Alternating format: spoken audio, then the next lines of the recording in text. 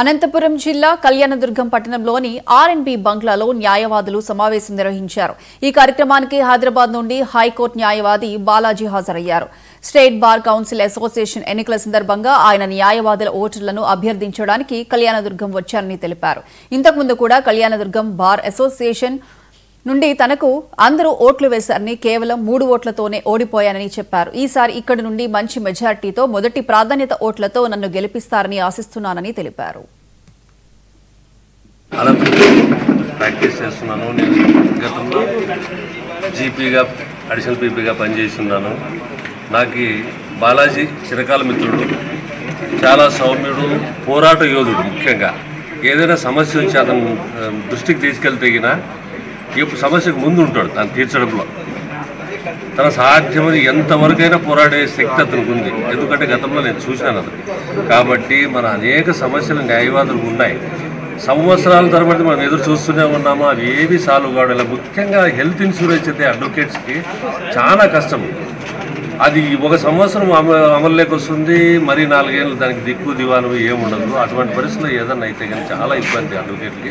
దాని మీదుగా మేము బాలాజీకి చెప్పాము. దాన్ని ఖచ్చితంగా ఒక పద్ధతి ప్రకారం ఇంప్లిమెంట్ అయ్యేలా చూస్తానని అతను మాట ఇచ్చాడు.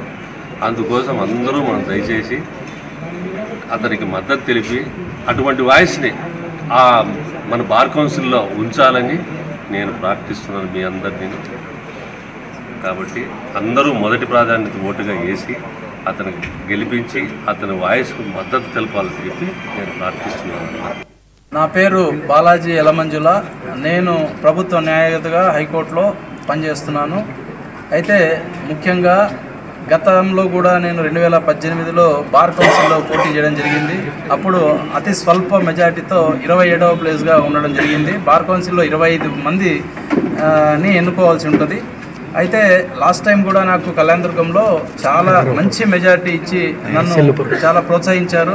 కాబట్టి కళ్యాణదుర్గం యొక్క న్యాయవాదులందరికీ కూడా పేరు పేరున నా కృతజ్ఞతలు తెలియజేస్తున్నాను. అదేవిధంగా నా నమస్కారాలు తెలియజేస్తున్నాను. సో వాళ్ళందరినీ కూడా మొదటి ప్రాధాన్యత ఓటు వేయించి గెలిపించాలని చెప్పి వాళ్ళందరికీ నేను నమస్కారం చేసి రిక్వెస్ట్ చేసుకుంటున్నాను. అదేవిధంగా న్యాయవాదులకు సంబంధించి కర్నూలుకు సంబంధించిన అడిషనల్ కోర్టు, అదేవిధంగా అడిషనల్ బిల్డింగ్ కూడా ఇక్కడ కంపల్సరీగా అవసరం. ఎందుకంటే కావాల్సిన కేసులు ఎక్కువగా ఉన్నాయి.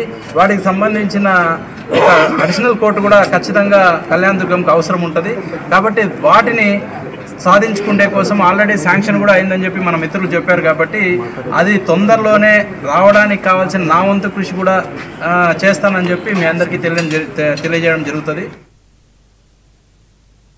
జనగామ జిల్లా పాలకుర్తి మండల కేంద్రంలో